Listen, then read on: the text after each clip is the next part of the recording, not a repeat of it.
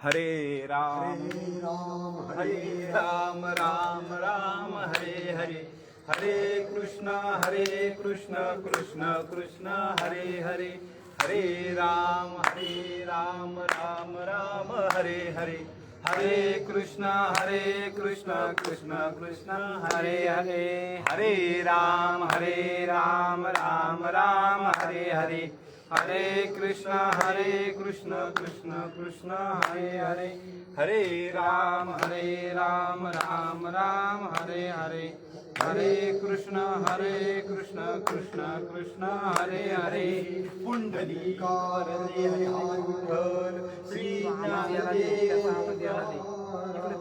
पंढरीनाथ भगवान की जय माऊली ज्ञानेश्वर महाराज की जय जगद्गुरु संत तुकाराम महाराज की जय सब संतन की की जय वक्रतुंड महाकाय सूर्यकोटि समप्रभ निर्विघ्नं कुरु देव सर्वकार्येषु सर्वदा ओम नमो ज्ञाद्या वेद प्रतिपाद्या जय जय स्वसंवेद्या आत्मरूपा आता अभिनव वाग्विलासिनी जय चातुर्यार्थ कला कामिनी ते शारदा विश्वमोहिनी नमस्कारिणी या कुंदेंतु तुषार हार धवला या शुभ्र वस्त्रावृता या वीणा वरदंड मंडित करा या श्वेत पद्मासना या ब्रह्माच्युत शंकर प्रभुतिवी देवै सदा वंदिता सा मां पातु सरस्वती भगवती निशेष तैसा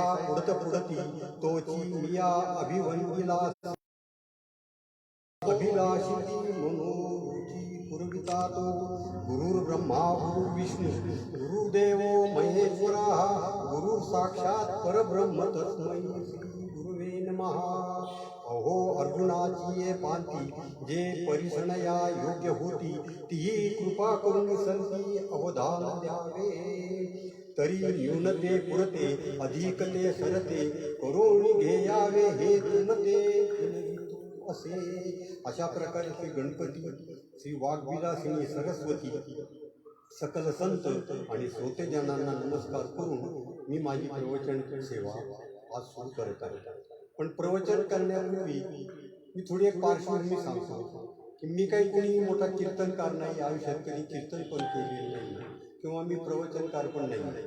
मी एक बँकेमध्ये सेवा निवृत्त होऊन नंतर या अभ्यासाला लागलेला एक साधक आहे आणि साधकाच्या रूपामध्ये माझा जो काय अभ्यास झाला तर मला असं वाटलं की आता आपण थोडंफार अभ्यास केलेला आहे तर आता जगापुढं थोडं प्रकट व्हावं. कारण रामदास स्वामींनी सांगितले की अभ्यास होणे प्रकट व्हावे, म्हणजे अभ्यास केल्याशिवाय प्रकट होऊ नये.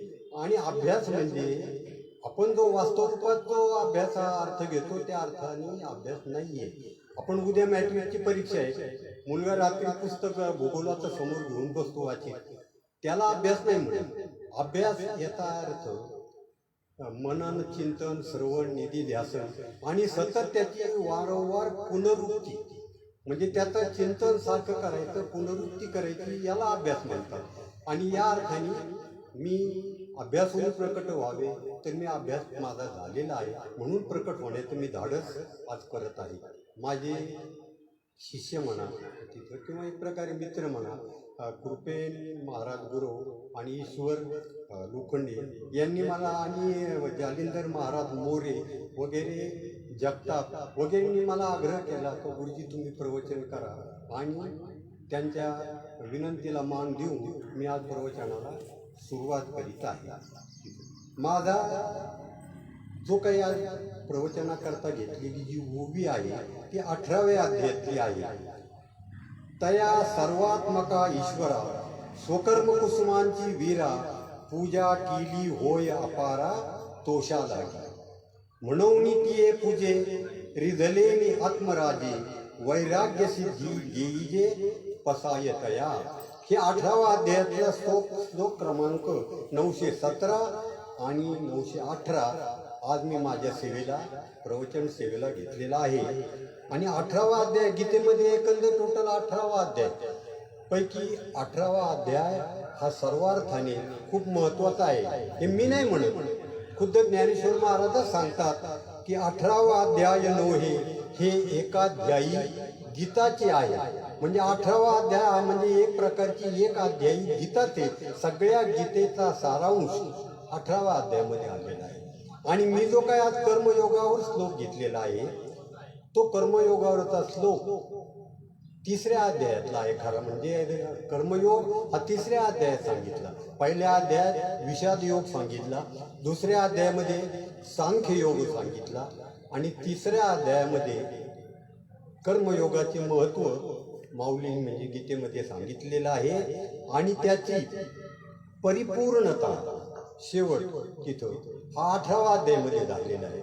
म्हणून हा 18वा अध्यायातल्या तया सर्वात्मका ईश्वरा स्वकर्म कुसुमांची वीरा पूजा केली होय अपारा तोषादागी हा श्लोक मी निवडलेला आहे. आणि याचा भावार्थ असा आहे की तया हे वीर अर्जुना, वीरा म्हणजे वीर अर्जुना, तया सर्वात्मका ईश्वरा म्हणजे त्या सर्वात्मक अशा ईश्वराची स्वकर्म कुसुमांनी म्हणजे स्वकर्म हेच कुसुमे हेच फुल आहे.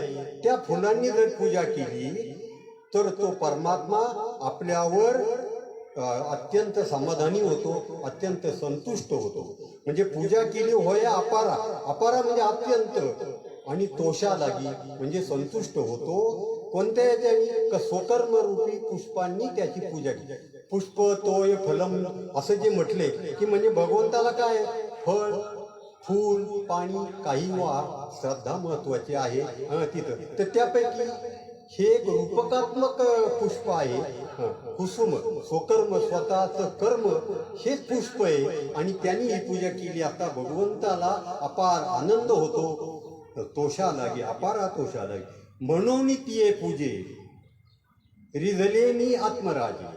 अशा प्रकारे त्या पूजेने संतुष्ट झालेला आत्मराजा म्हणजे भगवंत काय करतो. म्हणून तिये पूजे रिझलेनी आत्मराजे म्हणून त्या पूजेने संतुष्ट झालेला भगवंत परमात्मा सर्वात्मक ईश्वर हा आपणाला वैराग्य रूपी सिद्धी देतो.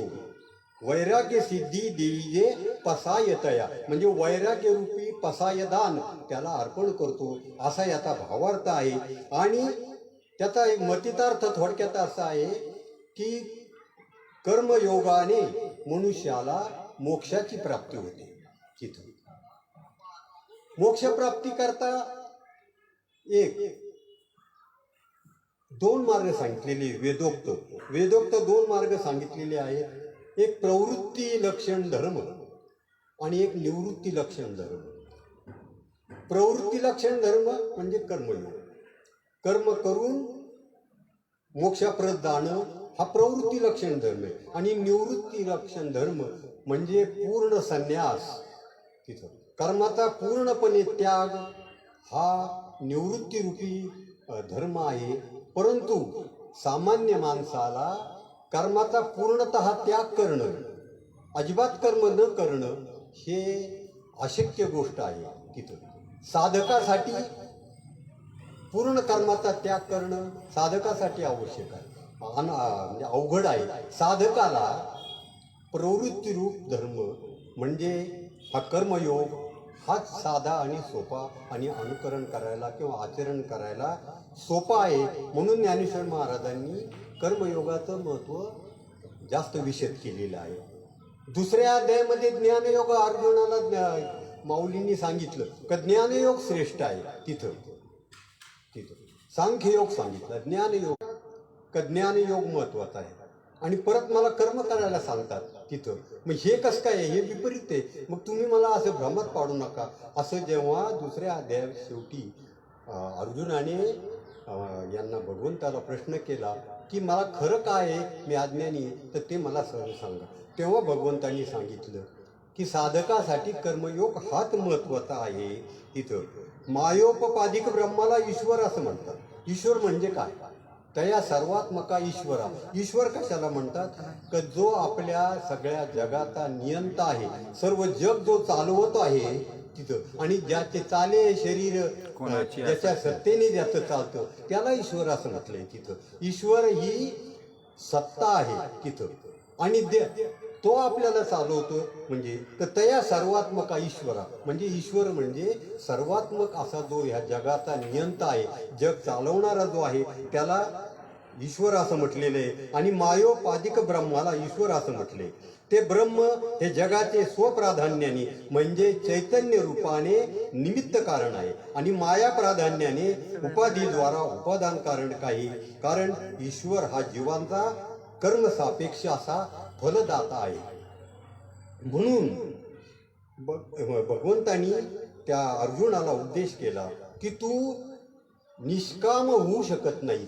तिथं निष्काम होणे अवघड आहे साधकासाठी आणि म्हणून तू कर्मयोगाचं आचरण कर असं त्यांनी शेवटी ज्यावेळी दुसऱ्या अध्यायामध्ये तो भ्रांत झाला का मला एकदा तुम्ही ज्ञानयोग चांगला सांगता आणि परत कर्म करायला सांगता, तेव्हा त्याची जेव्हा शंकेचं निरसन भगवंतांनी असं केलं की ज्ञानयोग हा जरी श्रेष्ठ आहे तरी तो आचरणाला अवघड आहे तिथं.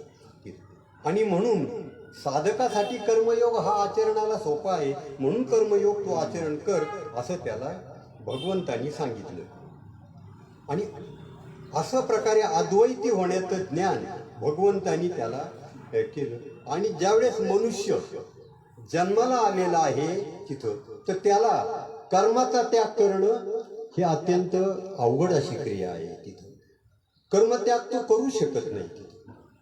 कारण देहरूप जेव्हा तुम्ही घेतलं, जन्माला जेव्हा आलात तर देह आल्यानंतर कर्माचा पूर्णपणे त्याग करणं हे अत्यंत अशक्य गोष्ट आहे. ही फक्त संन्यासालाच शक्य आहे, साधकाला ती शक्य नाही आहे. तिथं साधक तसं करू शकत नाही. आणि कर्माच्या जर तुम्ही देहाला जरा मुळात देह का प्राप्त होतो, देह का प्राप्त होतं हे तुम्ही जर विचार केला तर देह हा पूर्वजन्माच्या आपलं जे काही कर्म आहे तर त्या कर्माच्यामुळं ते कर्माचा भोग भोगण्याकरता आपल्याला देह प्राप्त झालेला आहे. मग जर देहाचा भोग भोगण्याकरता कर्माचा भोग भोगण्याकरता जर देह दिलाय तर मग तुम्ही देहाला आल्यानंतर कर्माचा त्याग कसं काय करू शकता? कर्माचा त्याग हा शक्यच आहे, कारण देह तुम्हाला दिला तो कर्माचा भोग भोगण्याकरता दिलाय. आणि जर भोग भोगण्याकरता दिला तर कर्माचा त्याग तुम्ही करू शकत नाही असं भगवंत सांगतात. ते म्हणतात की जव प्रकृतीचे अधिष्ठान तव सांडी मांडी हे अज्ञान, जे चेष्टा ते गुणाधीन अपैसी असे.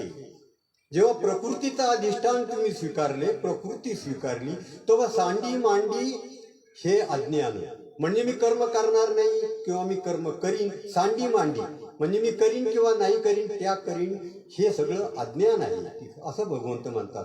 जे चेष्टा ते गुणाधीन अपैसी असे. आणि जे काही तुम्ही कर्म करता ते गुणाधीन आहे. प्रकृती ही 3 गुणांची सत्व रज आणि तम या 3 गुणापासून प्रकृती निर्माण झालेली आहे. आणि या 3 गुणांच्या प्रकर्षाने माणसाला प्रकृती हे कर्माला प्रवृत्त करते. म्हणजे कर्म कोण करतं? प्रकृती करते. आत्मा म्हणजे जो पुरुष आहे तो कर्म करत नाहीये, तो अभोक्ता आणि अकर्ता आहे असं म्हटले. आत्मा हा अभोक्ता आहे, अकर्ता आहे, तो कर्म करू शकत नाही. कर्म करती ती प्रकृती. परंतु आत्म्याचा आणि प्रकृतीचा जो मिलाप झालाय तर त्याच्यामुळं आत्मा हा निष्कारण दुसऱ्याचं ओझं आपल्या डोक्यावर घेतो. मी कर्म करतोय, मी कर्म करतोय असा आत्मा या प्रकृतीच्या संगतीमुळे तो स्वतःकडे त्याचं सर्व काही मी कर्म करतोय असं होतं. वास्तविकता प्रकृती म्हणजे पुरुष किंवा जो परमात्मा आहे, जो आत्मा आहे, तो अकर्ता आहे आणि अभोक्ता आहे. तो कर्म करत पण नाही आणि अभोक्ता पण आहे. तर जव प्रकृतीचे अधिष्ठान तव सांडी मांडी हे अज्ञान, जे चेष्टा ते गुणाधीन अपैसी असे. म्हणजे प्रकृतीच्या तुम्ही रूपाला आलात तर तुम्हाला प्रकृती हे कर्म करूनच घेणार. म्हणून संगू जव प्रकृतीचा, प्रकृतीचा संग जोपर्यंत प्राप्त झालेला आहे तव त्यागू न घडे कर्माचा, तोपर्यंत कर्माचा त्याग घडणं हे अशक्यता आहे. आईसी आई करू म्हणती तयाचा अग्र होची उरे. आणि असं असून सुद्धा मी कर्म करणार नाही असं तो कोण म्हणत असेल तर त्याचं ते वेडेपण आहे. त्याचा नुसता आग्रहच उरण असं खुद्द भगवंत सांगतायत 3ऱ्या अध्यायामध्ये तिथून, तरी बांधोनी हात पाय, जो रथी घातीला होय तो न चले तरी जाये दिगंता जीवी. म्हणजे ज्याप्रमाणे एखाद्याचे हातपाय बांधले आणि त्याला रथामध्ये टाकून दिला, तर आता त्याला रथाबरोबर चालणंच भाग आहे. तिथं रथ जिकडं तिकडं त्याला जाणं मी जाणार नाही असं म्हणून त्याला शक्य नाही. त्याला रथाच्या बरोबर जाणं हे बांधोनी हातपाय, जो रथी घातीला होय तो न चले, तो जरी नाही चालला तरी जाये दिगंताला. म्हणजे दुसऱ्या देशाला तो जात असतो, तो स्वतः जरी नाही गेला तर. तिथं या प्रकारे समजा एक मनुष्य आहे आणि तो गेला रेल्वे स्टेशनवर आणि रेल्वेमध्ये बसला तिथं, आणि रेल्वेमध्ये बसल्यानंतर तो म्हणायला लागला का मी आता हे रेल्वे स्टेशन सोडणार नाही. तिथं हे स्टेशन मी सोडणार नाही. ते शक्य आहे का? तर नाहीये. तो रेल्वेच्या अधीन झाला. रेल्वेमध्ये बसल्यानंतर तो रेल्वेच्या अधीन झाला आणि मी स्टेशन सोडणार नाही. त्याचा मूर्खपणा आहे. तुझ्या हातात काय राहिलं रे? तिथं रेल्वे जिकडं पळण तिकडे तुला जावंच लागणार आहे, कारण तू रेल्वेच्या अधीन झालेला आहे तिथं. तशाप्रमाणे त्याप्रमाणे हा देहरूपी रथावर, हा जो देहरूपी रथ आहे त्या रथावर आपण एकदा आरूढ झालेलो आहे, म्हणजे देहरूपाला आलेलो आहे तिथं. तर आता आपल्या हातात आहे का मी काही करणार नाही किंवा मी कर्म करणार नाही, हे त्याच्या अजिबात हातात राहत नाही. कारण तो देहरूपी रथावर आरूढ झालेला आहे तिथं. आणि एकदा देहरूपी रथावर आरूढ झाल्यानंतर फक्त त्याच्या हातात एक आहे, कोणत्या स्टेशनवरचं तिकीट काढायचं, कोणत्या स्टेशनवर उतरायचं, कोणत्या स्टेशनचं तिकीट काढायचं, हे मात्र त्याच्या अधीन आहे. परंतु एकदा रेल्वेत बसल्यावर तो रेल्वेच्या अधीन झाला, त्याला रेल्वे तिकडं मी कर्म करणार नाही हे शक्यच नाही. म्हणून असं म्हटले का देहरूपी रथावर आरूढ झाल्यानंतर, देहाला आल्यानंतर प्रकृती त्याचं कर्म करून घेत असते आणि मी कर्म करणार नाही हा फक्त त्याचा अहंकार जिवंत राहत असतो. निष्काम कर्म करावं लागतं. कर्म म्हणजे काय? आपण जे कार्य करतो, देह जे काही कार्य करत असतो त्याला कर्म म्हणतात. तिथे कर्माचे 5 प्रकार आहेत. तिथे नित्य कर्म, नैमित्तिक कर्म, नंतर काम्य कर्म, विहित कर्म आणि प्रायश्चित्त कर्म, असे कर्माचे 5 प्रकार आहेत. नित्य आणि नैमित्तिक कर्म हे आपण रोज करतच असतो. तिथं नित्य कर्म आपण झोपेतून उठलो, जेवण केलं, आपले कामं धाम, हे नित्यकर्म तर चालूच राहतात. म्हणजे कर्मयोगामध्ये जो कर्माचा जो त्याग करायला सांगितला तो फक्त निषिद्ध कर्माचा त्याग करा. ठीक आहे. आणि दुसरे कोणत्या कर्माचा त्याग करा? काम्य कर्माचा त्याग. म्हणजे काहीतरी फळाच्या अपेक्षेने जी केलेली कर्म आहे, मला हे पाहिजे, मला ते पाहिजे, म्हणजे कामना रूप जी कर्म आहेत त्यांचा त्याग करायला भगवंतांनी सांगितले. आणि दुसरं म्हणजे निषिद्ध जे कर्म आहेत त्यांचा त्याग करायला सांगितलेला आहे. आणि नित्य आणि नैमित्तिक कर्म ही तुम्हाला टाळताच येत नाही, ही केलीच पाहिजे तिथं. आणि दुसरं कोणती? विहित कर्म. विहित कर्म ही केली पाहिजे. आणि प्रायश्चित्त कर्म आवश्यकता जर पडली तर त्यानं, म्हणजे समजा एखाद्या काय हातून काय अपराध घडला तर गंगा स्नान करतो आपण, किंवा आपण एखादं पूजन करतो देवाचं, ही प्रायश्चित्त कर्म आहेत. ही प्रसंगानुरूप केली पाहिजे. नित्य नैमित्तिक कर्म केलीच पाहिजे असा भगवंताचा म्हणजे आग्रहच आहे कर्माच्या बाबतीत. कारण कर्मत्याग हा देहधारी माणसाला कर्मत्याग तो करू शकत नाही. आणि हा संन्यासाची मूर्ती लावून देहाची, एकदा देहाची मूर्ती लाभल्यानंतर त्याला कर्माचा त्याग करता येत नाही. मग नित्य नैमित्तिक कर्म करत असतो. आता कर्म केल्यामुळं माणसाला पुनरपि जननम आणि पुनरपि मरणम, पुनरपि जननी जठरे शयनम, हे जे म्हणजे जन्म मरणाच्या चक्रामध्ये जो मनुष्य अडकतो ते केवळ कर्माचं फळ येतं तिथं. कर्माच्या मागच्या जन्मीचं जे काही वाईट कर्म झालं त्याच्यामुळं त्याला ते भोग भोगण्याकरता पुनरपी जननी जठरे शयनम हे कार्य करावं लागतं, त्याला परत जन्माला यावं लागतं. परंतु कर्म हे बंधनकारक कधी होत नाही. जर तुम्ही निषिद्ध कर्म केलं तर ते बंधनकारक होतं. परंतु आपल्या वर्णाश्रम धर्मानुसार आपल्यासाठी जे काही विहित कर्म आहे ते अहंकाराचा त्याग करून, म्हणजे मी कर्म करतो मी करतो मी करतो हा त्या अहंकाराचा त्याग करून, आणि दुसरं म्हणजे फळाची आसक्ती सोडून निष्काम भावने आणि निरहंकार वृत्तीने जर कर्म केलं तर ते कधीही बंधनकारक होत नाही असं भगवंत सांगतात. ते जन्म मरणाला बंधनकारक होत नाही. तिथं बंधनकारक कधी होतं की फळाची आसक्ती, मला हे पाहिजे मला ते पाहिजे, काहीतरी काम्य कर्म करतो तेव्हा ते बंधनकारक होतं. आणि कर्माचा अहंकार जेव्हा करतो मी करतो मी करतो त्यावेळेस ते शरीराला बंधनकारक होत असतं. निष्काम आणि हे जे अहंकार टाकून केलेलं कर्म हे कधी बंधनकारक ठरत नाही. पण मनुष्य काय करतो, कर्म अहंकार टाकायचा, देह म्हणजे प्रॉपर्टी, याच्यामध्ये द्वैत दाखवले स्पष्टपणे का माझं म्हणजे मी वेगळा आणि माझा बंगला म्हणजे बंगला वेगळा. मी म्हणजे बंगला नाहीये, मी म्हणजे प्रॉपर्टी नाहीये. म्हणजे हे द्वैत या शब्दामध्ये जसं आलं त्याचप्रमाणे आपण हा सुद्धा शब्द उच्चारतो का माझा देह कसा आहे, मी किती सुंदर आहे, मी किती गोरापान आहे. मनुष्य देहाचे चोचले पूर्वीत बसतो तिथं, कळा पाहतो तोंडाला काही लागले का, माझं नाक कसं टोकदार आहे, म्हणजे मी मी मी मी म्हणजे मी नसतो तिथं. मी आत्मा आहे याचं त्याला भानच राहत नाही. पण तो शब्द काय वापरतो का हा माझा देह. मग माझा देह म्हणजे माझा आणि मी ह्या दोन विभक्त शक्ती आहेत. या शब्दामध्ये जर तो अर्थ आहे तर देह माझा आहे म्हणजे मी देह नाहीये, मग मी कोण आहे. मी जर देह नाही, देह माझा आहे म्हणजे मी देह नाही, मग मी कोण आहे. तर मी हा तो आत्मा आहे. अहम ब्रह्मास्मी, मी ब्रह्म आहे तिथे.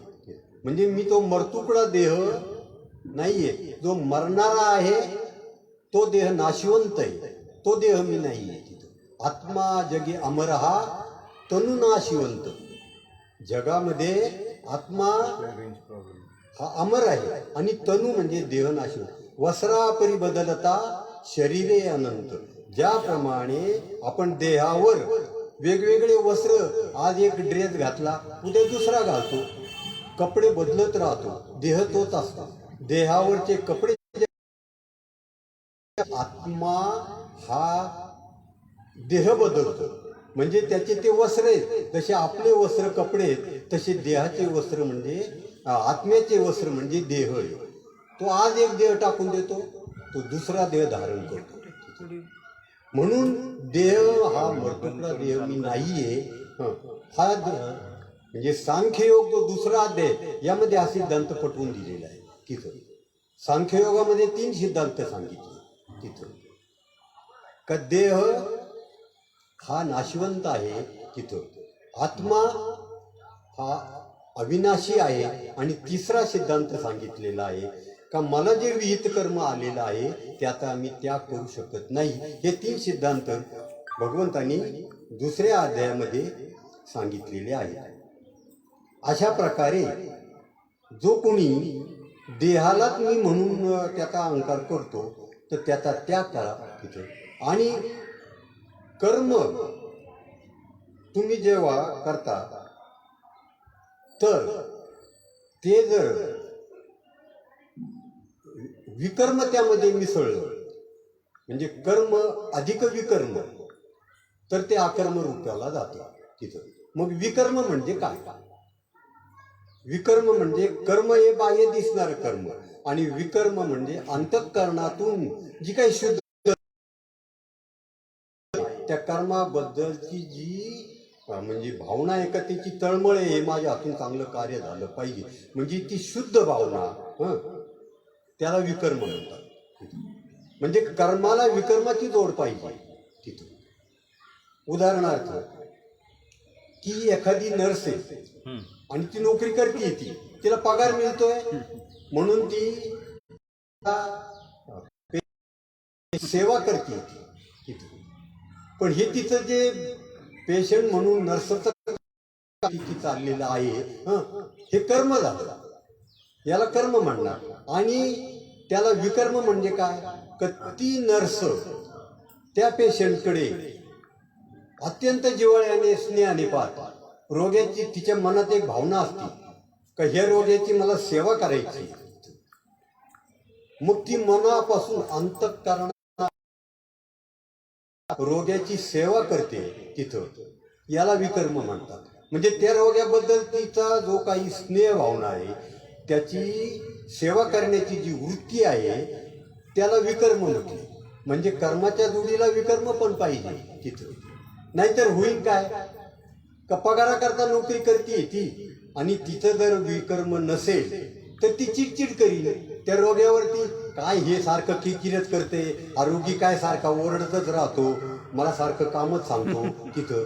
म्हणजे ती त्या रोग्यावर वसकन, त्याला चिडन, त्याला रागावण तिथं. कारण तिची काही त्या रोग्याबद्दलची विकर्म म्हणजे सेवा भावना जर तिच्या अंतःकरणात नाहीये तिथं, तर ती त्या रोग्याची तिला त्या सेवेचा त्रास वाटत. आणि जर तिच्या अंतःकरणात त्या रोग्याबद्दल स्नेह, आपुलकी, शुश्रूषेची भावना असेल, तर तिला त्याची सेवा करण्यामध्ये कधी चिडचिड होणार नाही, त्याचा त्रागा होणार नाही. आणि काम करून सुद्धा तिला त्याचा त्रास वाटणार नाही. मी काम केले असं तिला वाटणारच नाही. मग ह्या क्रियेला अकर्म झाला असं म्हणतात. म्हणजे कर्मामध्ये विकर्म मिळवलं म्हणजे अकर्म होतो. म्हणजे कर्म करून सुद्धा त्या कर्माचा बोजा वाटत नाही. मी कर्म केले हा त्रास वाटत नाही, त्या कर्माचं ओझं वाटत नाही, याला विकर्माची म्हणजे कर्माची कर्म अधिक विकर्म म्हणजे अकर्म जी स्थिती आहे ती अशी असते. म्हणजे अकर्म स्थितीचा वर्ण. आणि जेव्हा तुम्ही अकर्म स्थितीत जाता तेव्हा तुम्ही मोक्षाकडे जाता. जेव्हा तुम्ही विहित कर्म करता, विहित कर्म करत असताना ज्यावेळेस तुम्ही चांगल्या कर्माचीच फक्त अपेक्षा करता आणि चांगलंच कर्म करतात, त्यावेळेस ते तुम्हाला बाधक होणारच नाहीये ना तिथं. भगवंत हे सांगतात. म्हणून कर्म हे बाधक नसून त्याची अहंता आणि त्याच्या फळाची आसक्ती हे माणसाला बाधक आहे असं भगवंत सांगतात. आणि आता कर्म समजा एक उदाहरण घ्या की आता हे कसं करायचं. म्हणजे कर्म तर करायचं, त्याचा अहंकाराचा त्याग करायचा, त्याच्या फळाची पण अपेक्षा करायची नाही. काही सोपी गोष्ट नाही. ही आचरणात आणायला अवघड आहे तिथं. पण अवघड जरी असली तर अभ्यासेने ही कौंतेय, म्हणजे अभ्यासाने कौंतेय हे अर्जुना तुला हे सर्व काही साध्य होईल असं भगवंत सांगतात. अभ्यासाने म्हणजे प्रयत्न करू, त्याचं सतत चिंतन मनन करून तुला हे काही अवघड वाटणार नाही. उदाहरणार्थ आपण पाहतो की एक लहान मुले, छोटं मुले हो, 7-8 महिन्याचं झालंय तिथं, आणि ते उभं राहायला शिकतं. उभं राहायला शिकतं, नंतर चालायला शिकतं तिथं. त्याला ते उभं राहणं किती अवघड वाटतो. ते उभं राहायला गेलं की ते खाली पडतं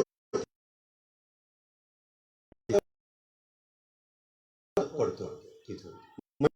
उभं राहण्याची क्रिया सुद्धा अवघड वाटते. आणि नंतर ते उभं राहण्याचा प्रयत्न करून करून त्याला बॅलन्सिंग जमायला लागलं, ते उभं राहायला लागलं, एक पाऊल टाकायला सुरुवात करते तिथं.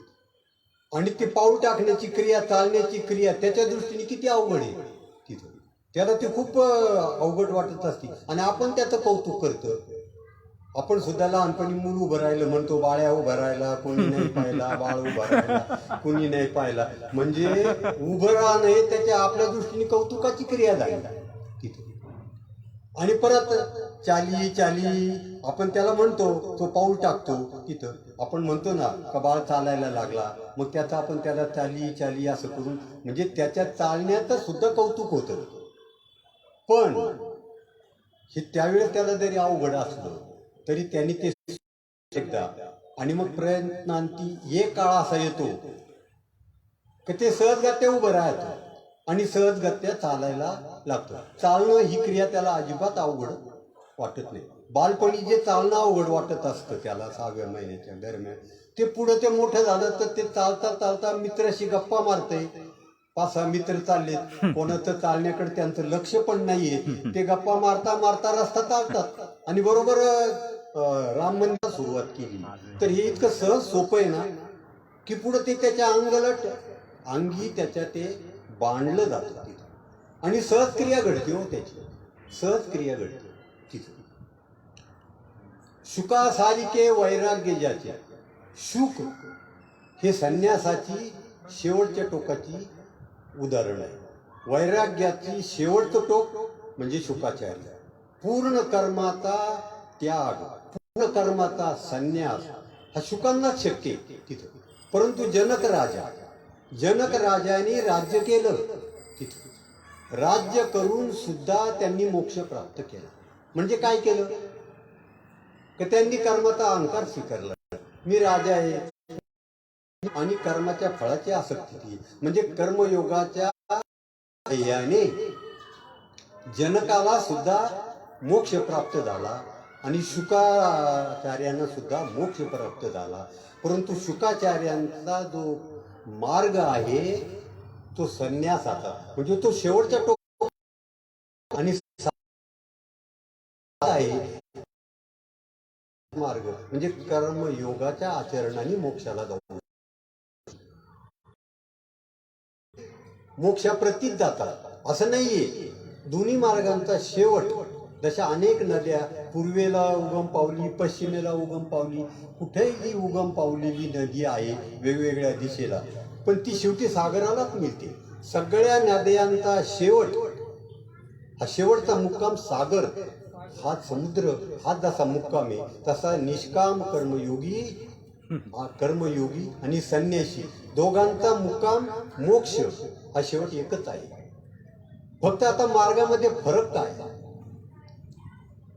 ज्ञानयोगाने जो मोक्ष मिळतो तो विहंगम मार्ग त्याला म्हटले. विहंगम मार्ग म्हणजे पक्षी ज्याप्रमाणे जमिनीवर बसलेला असतो आणि जमिनीवरून तो पक्षी असा सरळ रेषेत उड्डाण करतो आणि उड्डाण केल्यानंतर झाडावरच्या डायरेक्ट फळाला जाऊन तो भिडतो तिथं. म्हणजे एका उड्डाणाबरोबर तो फळाला जाऊन मिळतो आणि ते फळ खातो, त्या फळाचं तो प्राप्त करतो. म्हणजे त्याचा मार्ग जो आहे त्याला विहंगम मार्ग म्हणतात. एका उड्डाणात फळाला जाऊन मिळाला तिथं, हा संन्यास योग आहे तिथं. आणि दुसरा मार्ग कर्मयोग, हा ह्या फांदीवरून त्या फांदीवर, त्या फांदीवरून, म्हणजे मनुष्य आपण समजा पक्षी एका उड्डाणात फळाला जाऊन भिडला आणि आपण मनुष्य काय करणार, आपण झाडावर चढणार, ह्या फांदीवर जाणार, त्या फांदीवरून दुसऱ्या फांदीवर जाणार, तिसऱ्या फांदीवर जाणार आणि असं करत करत आपण शेवटी त्या फळापर्यंत पोहोचणार. म्हणजे आपला मार्ग हा टप्प्याटप्प्याने आहे, पण शेवटी फळापर्यंत आपण पण पोहोचतो. म्हणजे संन्यासी सुद्धा फळापर्यंत विहंगम मार्गाने पोहोचतो आणि आपण टप्प्याटप्प्याने, म्हणजे कर्मयोग हा टप्प्याटप्प्याने जाणारा मार्ग आहे, विहंगम मार्ग नाही आहे तिथं. उदाहरणार्थ दुसरं उदाहरण सांगतो की तुम्हाला मुंबईला जायचंय हो, तिथं 2 मार्ग आहेत. एक विहंगम मार्ग आहे, म्हणजे विमानात बसलं तुम्ही आणि विमानात बसल्यानंतर एका उड्डाणाबरोबर पुण्यातून विमान उडालं की डायरेक्ट तुम्ही मुंबईच, हा संन्यास मार्ग झाला. म्हणजे जसा पक्षी उडाला का डायरेक्ट फळालाच भेटतो, तसा तुम्ही विमानात बसले की डायरेक्ट पुण्याहून विमान उडालं मुंबईतच पोहोचले शेवटला. आणि दुसरा एक मार्ग, आपण रेल्वेने बसलो, रेल्वेने बसल्यानंतर पुण्याहून आपण लोणावळ्याला जाऊ, करत करत पुढचं स्टेशन, पुढचं ठाणे, कल्याण करत करत आपण पण मुंबईच्या स्टेशनला पोहोचणार आहे तिथं. पण आपला मार्ग कोणता आहे, टप्प्याटप्प्याने तिथं. डायरेक्ट विहंगम मार्ग हा पक्ष्यांनी जसं फळाला भिडणं किंवा विमानाने जसं डायरेक्ट मुंबईला उतरणं, हा संन्यासाचा मार्ग आहे. परंतु तो आपल्याला साधकाला अवघड आहे आणि साधकासाठी हा टप्प्याटप्प्याने जो कर्मयोग आहे तोच हवा. म्हणून देहाला जर आला तर कर्म टाळून शक्य नाहीये तिथं, असं भगवंत सांगतायत. देहधारीला हा गा शरीर जरी जाहले तरी कर्तव्य ओघे आले, मग उचित का आपले ते सांडावे. शरीराला जर आलात तरी कर्तव्य ओघेच आले, शरीराला आलं तर कर्तव्य ओघानेच आलं, मग उचित का सांडावे. फक्त कर्म कोणतं करावं, उचित करावं. मग उचितच का करू नये, वाईट का करता तिथं, हे म्हणजे असं भगवंत सांगतात. आता कर्माचे देह हा जो आपल्याला कर्मामुळे प्राप्त झाला असं आपण म्हणतो, तर देह प्राप्त कर्माचा भोग भोगण्याकरता झाला असं मी सांगितलं. परंतु त्याचे दोन प्रकार आहेत. एक त्याचे दोन कारण आहेत का. एकाला म्हणतात उपादान कारण आणि दुसऱ्याला म्हणतात निमित्त कारण. आता सामान्य श्रोत्यांना उपादान कारण म्हणजे काय, ही पारमार्थिक भाषा आहे, ही वेदोक्त भाषा आहे, तिचा अर्थ सुद्धा संकल्पना कळाली पाहिजे ना हो. उपादान कारण मी गेलो बोलून का हे देह हे कर्म, कर्म हे उपादान कारण आहे. उपादान कारण म्हणजेच काय मला कळालं नाही ना तिथे. मग उपादान कारण म्हणजे काय आणि निमित्त कारण म्हणजे काय, याचं थोडक्यात मी सांगतो की मातीपासून घट तयार होतो, म्हणजे मृत्तिकेचा घट तयार झाला तिथं. तर मातीपासून घट तयार झाला, माती पासून जो तयार झाला कार्य सिद्धीला गेलं, तर माती हे त्या घटाचं उपादान कारण आहे. उपादान कारण या शब्दाचा अर्थ असा का माती त्या घटाचं उपादान कारण आहे, म्हणजे मातीपासून घटाची निर्मिती आहे. म्हणजे ज्याचा कार्यामध्ये प्रवेश असतो आणि ज्याच्या शिवाय कार्य होऊ शकत नाही तिथं, त्याला उपादान कारण म्हणतात. म्हणजे उद्या माती जर नसेल तर घट निर्माणच होणार नाही ना. म्हणजे माती हे घटाचं उपादान कारण आहे, म्हणजे मातीशिवाय घट होऊ शकत नाही. माती जर नसेल तर घट होऊ शकत, म्हणजे तो आवश्यकच आहे, त्याचं कार्यामध्ये प्रवेश आहे, याला उपादान कारण म्हटले. तसं देह हा कर्माचं उपादान कारण आणि निमित्त कारण. दुसरं निमित्त कारण म्हणजे काय का घट हा मातीपासून निर्माण झाला, म्हणजे मातीचा कार्यात प्रवेश आहे, मातीशिवाय कार्य होऊ शकत नाही, मातीशिवाय घट निर्माण होऊ शकत, त्याला उपादान कारण म्हटलं. आणि दुसरा निमित्त कारण आहे घटाला. घट निर्माण व्हायला कुंभार नाही का आवश्यक हो. नुसती माती आहे तर घट निर्माण होईल का, नाही होणार. तर घटाच्या निर्मितीला दुसरे एक कारण आहे, तो कुंभार आहे तिथं. तर कुंभाराला निमित्त कारण असं वेदाच्या भाषेत, म्हणजे या पारिभाषिक मध्ये त्याला निमित्त कारण असं म्हटले. तर निमित्त कारण हे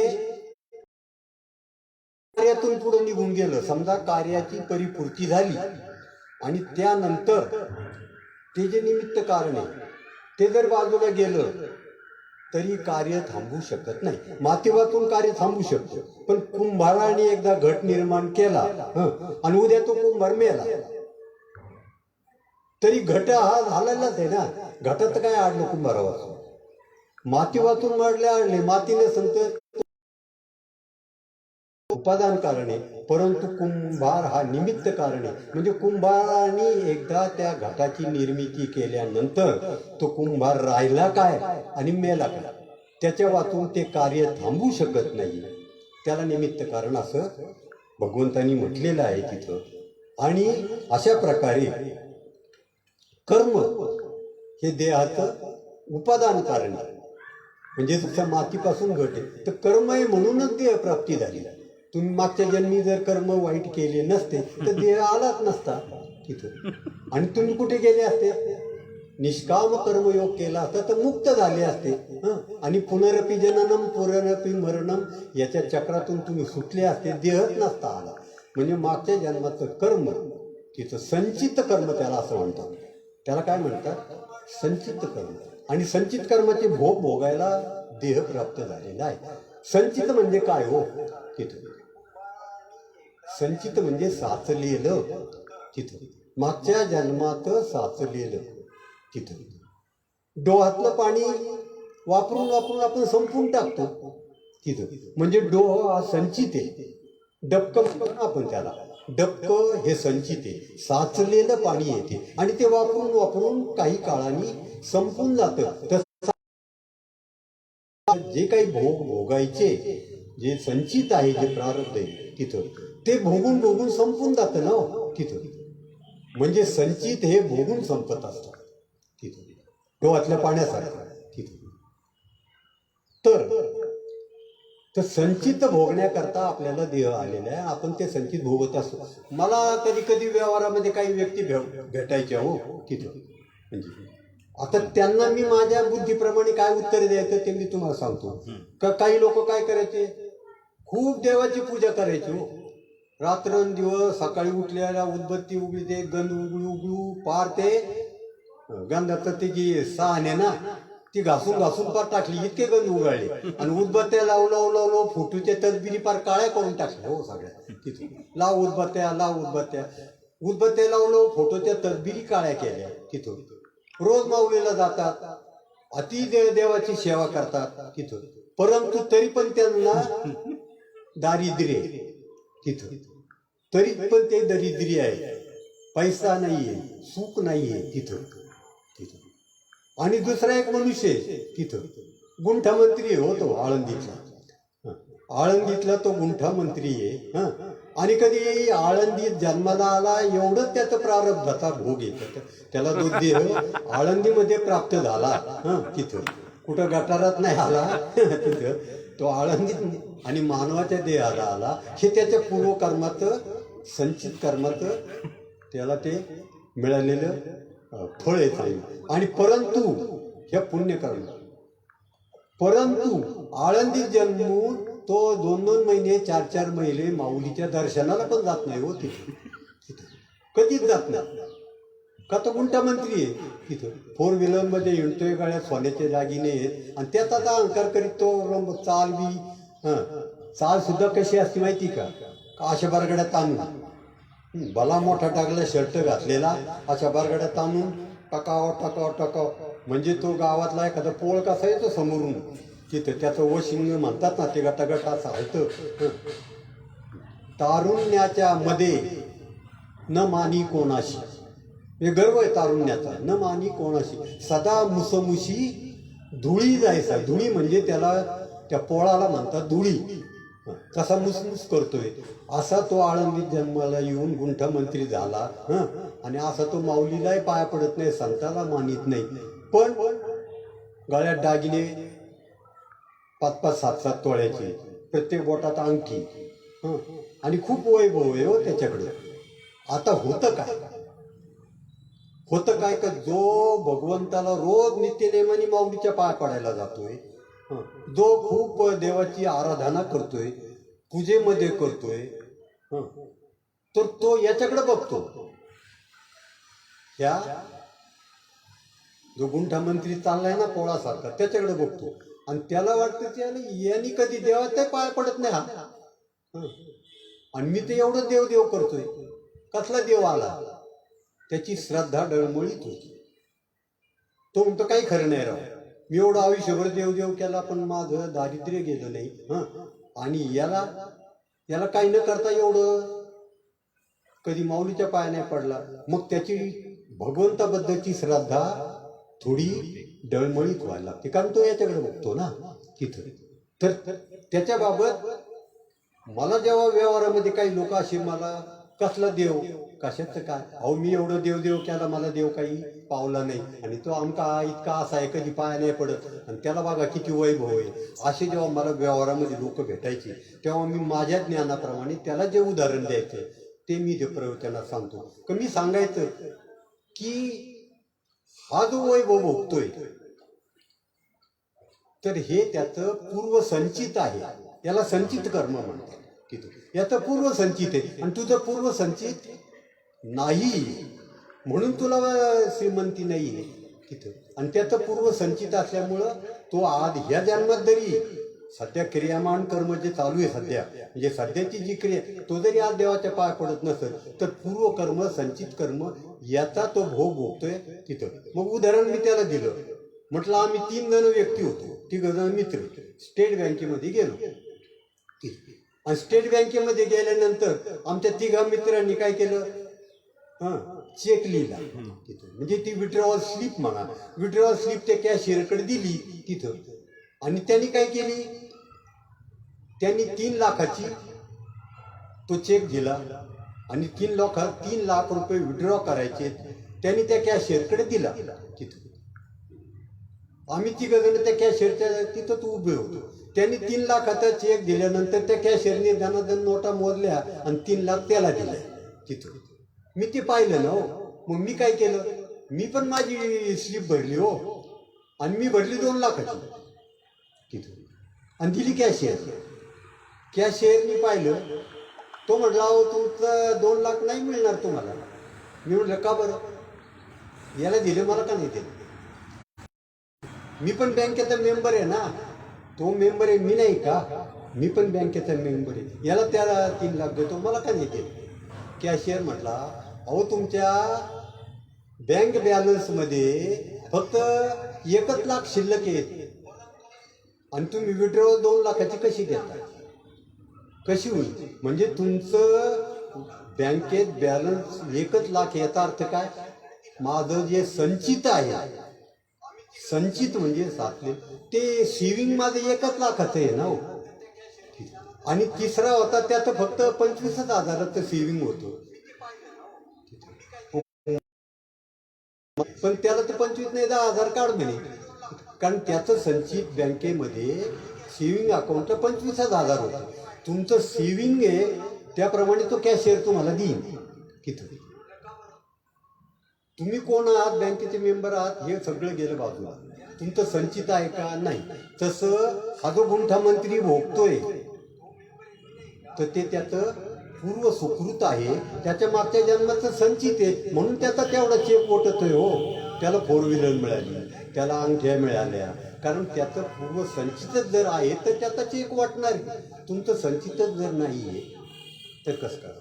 म्हणून मी असं त्या तर संचिताच्या पलीकडे तुम्हाला काही मिळत नाही, हा भगवंताचा हे म्हणजे सिद्धांत आहे तिथं. आता आपण पाहिलं का कर्म करत असताना विहित कर्म म्हणजे काय, म्हणजे आपले जे भगवंतानी 4 चातुर्वर्ण्य सांगितलेले तिथं. चातुर्वर्ण्यम सृजाम्यहम भगवंत म्हणतात. कसे केले ते, गुणकर्मशः, म्हणजे माणसाच्या अंगातले गुण आणि त्याच्या अंगातलं कर्तृत्व, याच्या आधारे मी 4 वर्ण निर्माण केले, ब्राह्मण, क्षत्रिय, वैश्य आणि क्षुद्र तिथं. तर विहित कर्म याचा अर्थ असा का आपल्या वर्णाश्रम धर्मानुसार आपल्या वाट्याला जे काही कर्म आले ते कर्म आपण निष्काम भावनेने करावे. आता इथं अर्जुन काय झाला, अर्जुन विषाद योग झाला पहिल्या अध्यायात. हे माझे मामा आहेत, हे माझे गुरु आहेत, हे माझे सख्खे चुलत भाऊ आहेत, आणि यांना मी कसा मारू, म्हणजे त्याला त्याचा विषाद झाला. आणि झाला काय, तो बघा घरातून जो अर्जुन रथावर बसून निघालाय तो युद्धाच्या मध्यावर येऊन उभा राहिलाय, म्हणजे तो कर्म करायला तयार होता का नाही. कर्म करायला तयार असल्याशिवाय तुम्ही घराच्या बाहेरच पडत नाही ना हो. घराच्या बाहेर जो पडलाय म्हणजे तोपर्यंत तो कर्माला तयार होता. आणि युद्धामध्ये जेव्हा येऊन उभा राहिला आणि तेव्हा पाहिलं त्यांनी का दुर्योधन आपला चुलत भाऊ आहे आणि हे द्रोणाचार्य माझे गुरु आहेत आणि मी यांना कसा मारू. मग ह्या मोहाने तो जर्जर झाला, त्याला विषाद झाला, विषाद योग पहिला, म्हणजे त्याने तो मोहाने जर्जर झाला. जसा चिखलामध्ये राजहंस अडकून पडतो, चिखले पण राजहंस त्याचे पाय खचले ना चिखलात, त्या चिखलात अडकलेल्या राजहंसासारखी अर्जुनाची स्थिती त्या रणांगणावर झाली तिथं. आणि तो विषाद झाला, मोहाने जर्जर झाला तिथं, आणि कर्मापासून त्यामुळे तो त्याग करायला लागला तिथं. मी कसा मारू. मग भगवंतांनी त्याला कर्मयोग सांगितलं की तू मारणारा नाहीयेस आणि तू त्यांना जन्म वाचवणारा पण तू नाहीयेस. तू कोण हो, हे सगळं प्रकृतीच्या म्हणजे परमेश्वराच्या हातात आहे. यांना तू जरी नाही मारलं ते मारणारच आहेत ते. असं थोडं आहे का उद्या तू नाही मारलं म्हणून ते अजरामर होणार आहे, ते मारणारच आहे ते तिथं. म्हणजे मारणं हे तुझ्या हातात नाही. फक्त तू तुझा विहित धर्म त्याचा त्याग करू नको.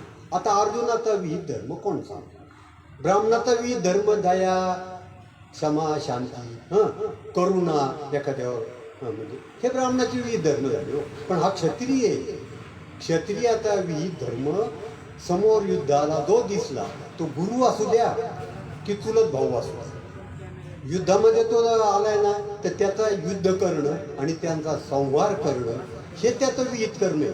आणि विहित कर्माचा त्याग करू नको म्हणून भगवंतांनी त्याला गीता समजून सांगितलं. म्हणून कर्मयोग सांगितलं का विहित कर्माचा तू त्याग करू नको.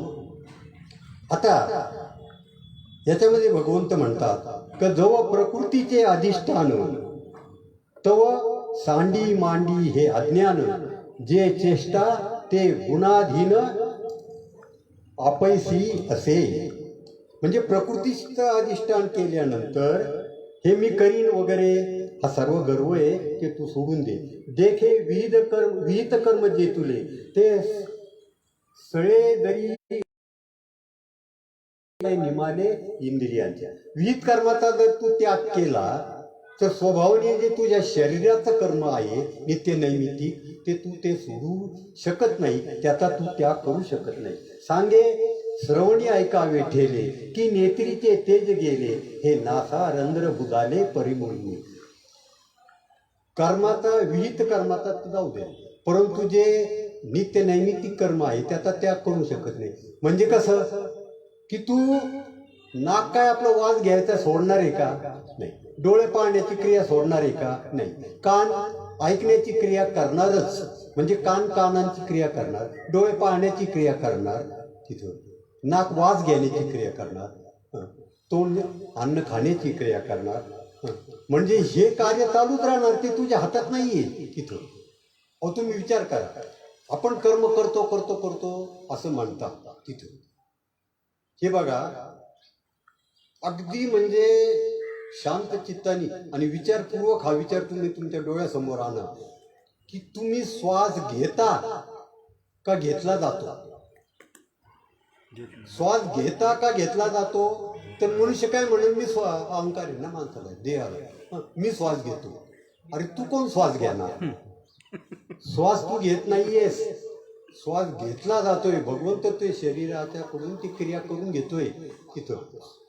कारण बघा, समजा तुम्ही जागे आहात तिथं, आणि जागे असताना तुम्ही झाडून घेताय अंगण, वस्तूची आवरावर करताय तिथं, एखादी क्रिया स्वयंपाक करताय, झाडलोट करताय, आवरावर करताय, हे तुम्ही जागेपणी करता का नाही तिथं? आणि जागेपणी तुम्ही ते थांबू पण शकता. समजा आता मी काम करता करता ठेवलं बाजूला सगळं, स्वयंपाक अर्धवट ठेवला का, ते पाहुणे आले जरा, म्हणजे मी स्वयंपाक करतोय, मी झाडतोय, तर ती क्रिया थांबवण्याचा अधिकार माझ्या हातात आहे. जी क्रिया मी करतोय ना ती स्टॉप कधी करायची हे माझ्या हातात आहे तिथं. मग श्वास मी घेतो असं जर तुम्ही म्हणता, तर श्वास घेण्याची क्रिया आणि थांबवण्याची क्रिया तुमच्या हातात आहे का? तुम्ही झोपलात, झोपेमध्ये तुम्ही झाडून घेता का?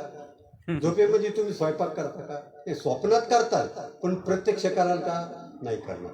म्हणजे त्या क्रिया तुम्ही झोपेत, तुम्ही ज्या स्वतः क्रिया करताना त्या झोपेमध्ये थांबलेल्या असतात. पण झोपेमध्ये श्वास थांबलाय का? तुम्ही विचार करा का झोपताना तुम्हाला चांगलं आठवते, मी गप्पा मारल्या, व्हॉट्सअप पाहिलं, व्हिडिओ पाहिले, आणि 11:05 मला झोप लागली, सकाळी 8ला उठलो. 11:05 झोपला, सकाळी 8ला उठला.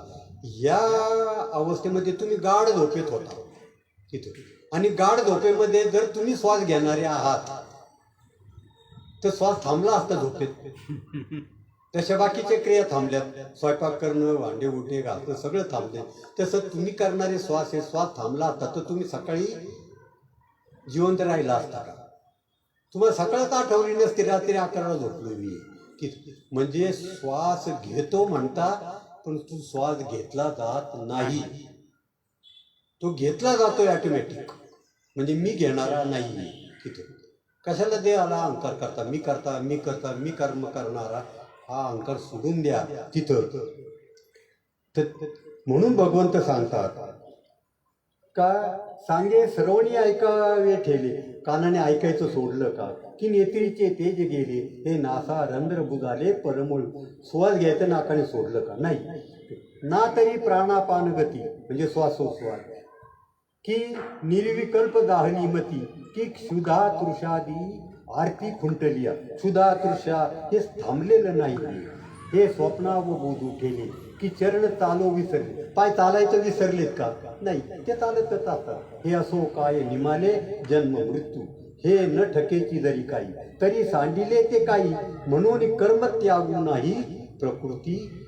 म्हणून याच्यातलं कोणच तुम्ही सोडू शकत नाही, म्हणजे प्रकृतीच्या स्वाधीन आहे, तुम्ही कशाचा त्याग करू शकत नाही. कर्म पराधीनपणे निपजले प्रकृती गुणे, येरी धरी मोकळी अंतःकरणे वाहिजे वाया, देखे रथी आरुढीजे, मग निश्चळा बैसीचे, तरी चळा होणी हिंडीचे परतंत्र. रथात बसला तर त्याच्या स्वाधीन झाला, तो तिकडे नेऊन तिकडे जावं लागेल. का उचलिले वायुवशे, चळे शुष्क पत्र जैसे, निश्चेष्ट आकाशे परिभ्रमी. किंवा एखादं वाळलेलं पाणी पावटळ आली आणि ते उडालं, त्या आकाशात ते भ्रमतं, ते स्वतःच्या शक्तीने नाही, जिकडं वारा नाही तिकडे त्याला जावं लागतं. तैसे प्रकृती आधारे कर्मेंद्रिय विकारे, निष्कर्म होऊन व्यापारे निरंतर, म्हणून संगू जाऊ प्रकृतीचा, तव त्यागून घडे कर्माचा, ऐसियाही करू म्हणती तयांचा आग्रहाची उडी.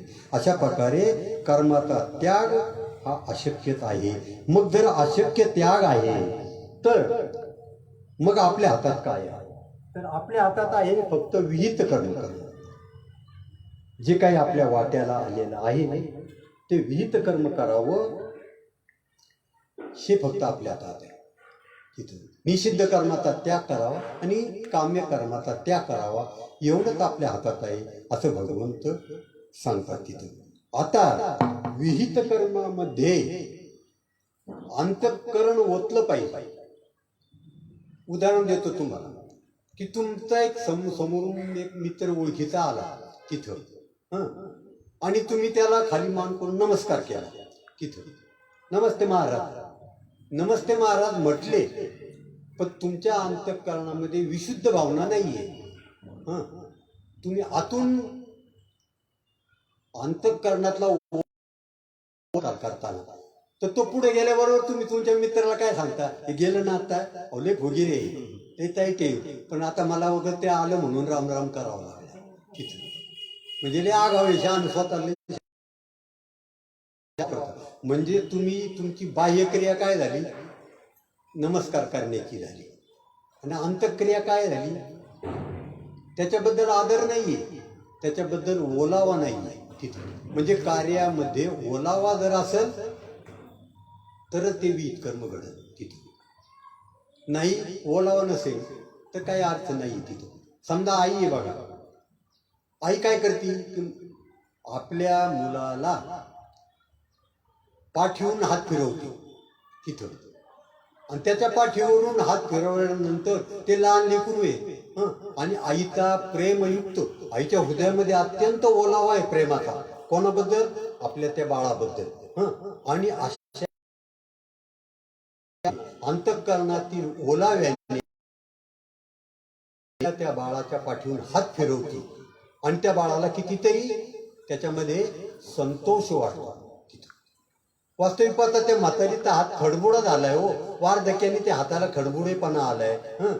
आणि हात काय आहे, समजा एक 4x5चा एक हाताचा पंजा तिथे. मग एखादा विज्ञानवादी जर उद्या म्हणन की किती बाय कितीचा पंजा कोणत्या अँगल मध्ये पाठवून फिरवला, पण नुसतं खोल पेरून उपयोग नाही, ओली पेर म्हणजे ओल पण पाहिजे हो, म्हणजे खोली पण पाहिजे आणि ओल पाहिजे. या दोन्हींचा जर संगम झाला, खोली आणि ओली, तर धान्याला कणसं चांगली येतील तिथं. तसं अंतःकरणातल्या खोली पाहिजे, म्हणजे मनापासून कर्म केलं पाहिजे, आणि दुसरं ओली म्हणजे अंतःकरणातली विशुद्ध भावना. त्याच्याबद्दल आत्मीयता, प्रेम असं जर करताल, म्हणजे कर्माला विकर्माची जोड देताल, तर ते अकर्म होईल, नैष्कर्म्य स्थितीला जाईल. अकर्म म्हणजे करून न केलेलं कर्म, नैष्कर्म्य स्थिती. हे समीकरण आहे, कर्म अधिक विकर्म इज इक्वल टू अकर्म. मग अशा प्रकारे हे सांगितलं असताना कर्म विकर्म सांगितलं अकर्म स्थितीमध्ये.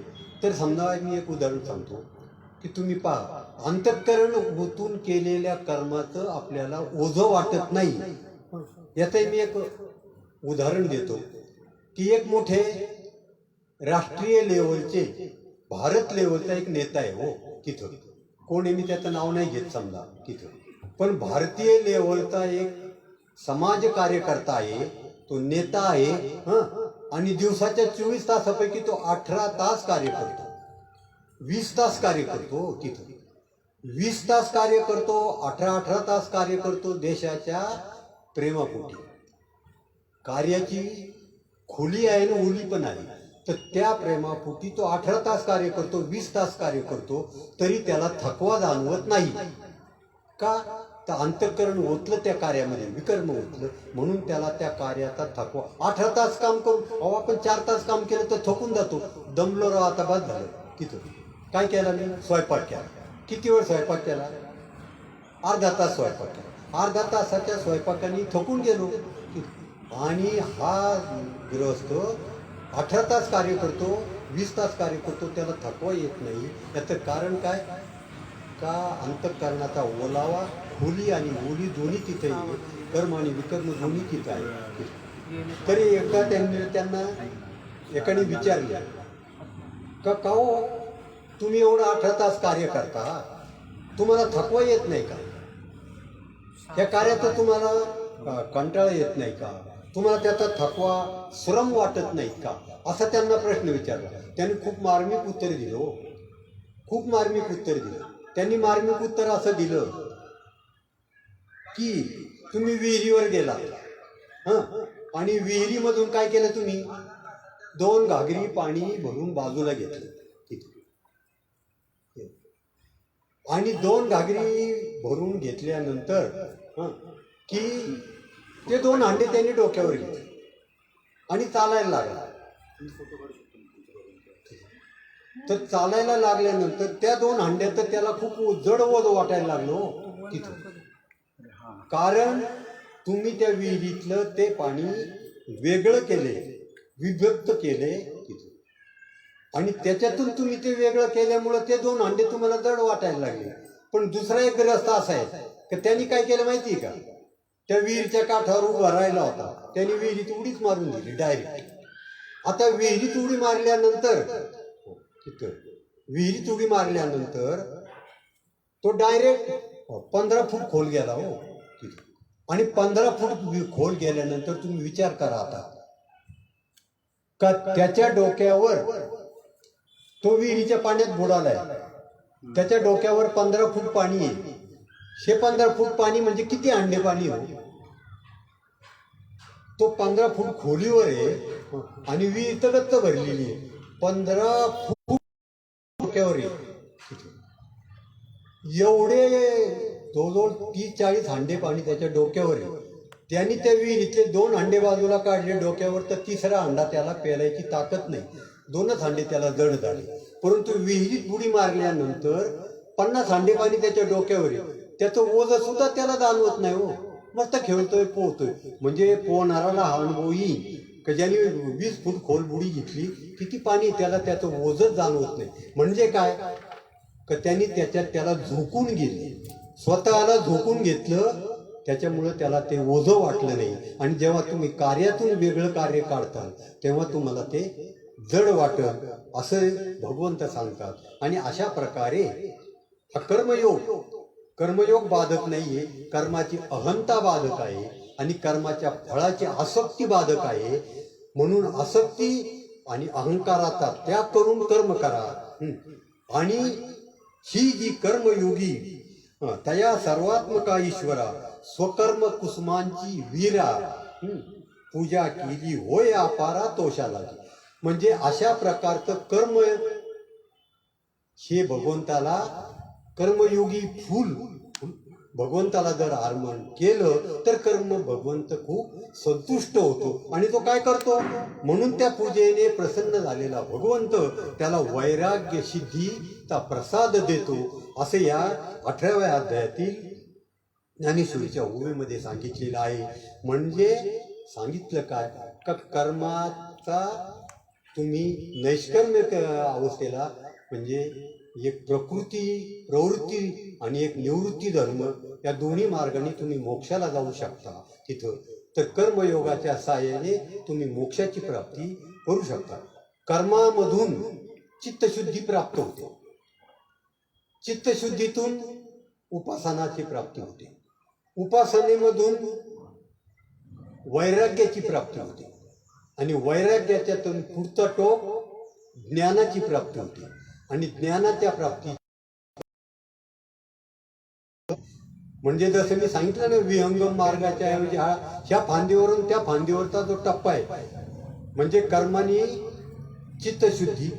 चित्तशुद्धीने उपासनेतून वैराग्यातून ज्ञानयोग आणि ज्ञानयोगातून मोक्ष हे ह्या फांदीवरून त्या फांदीवर जाण्याचा मार्ग हा साधकासाठी भगवंतांनी सांगितलेला आहे.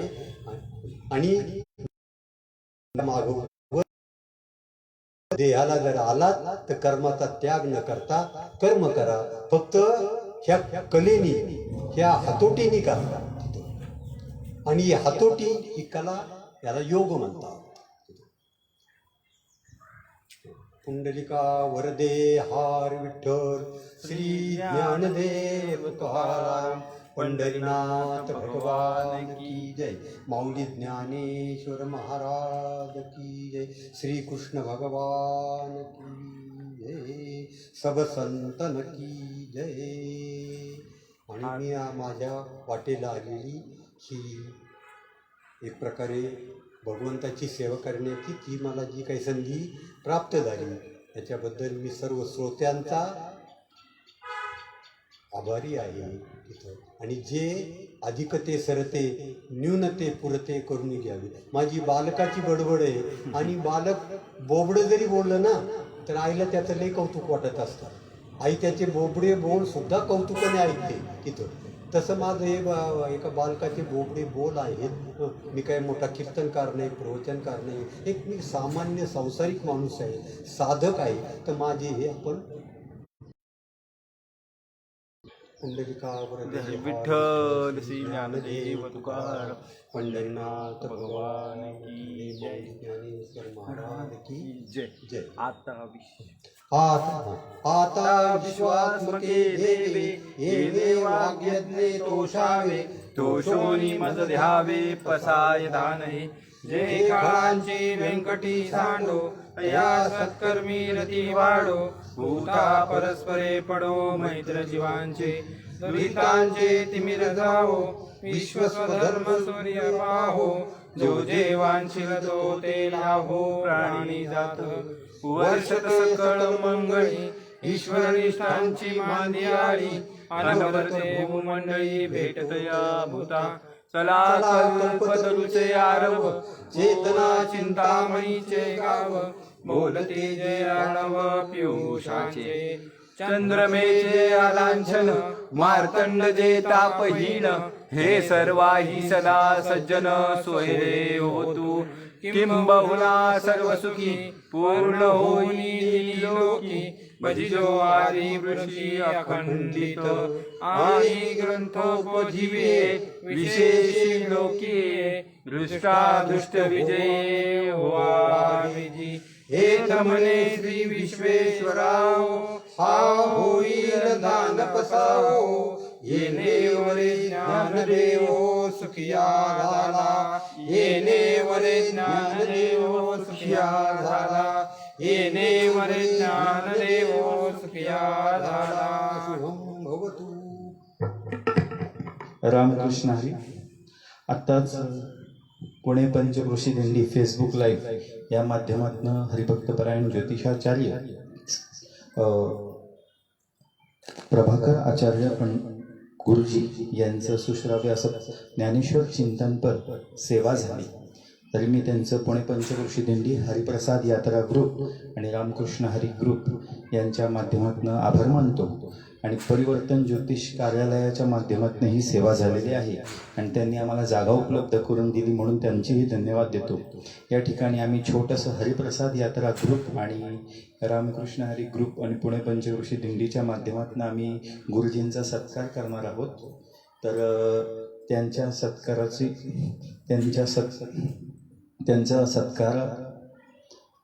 सत्कार त्यांनी मान्य करून घ्यावा.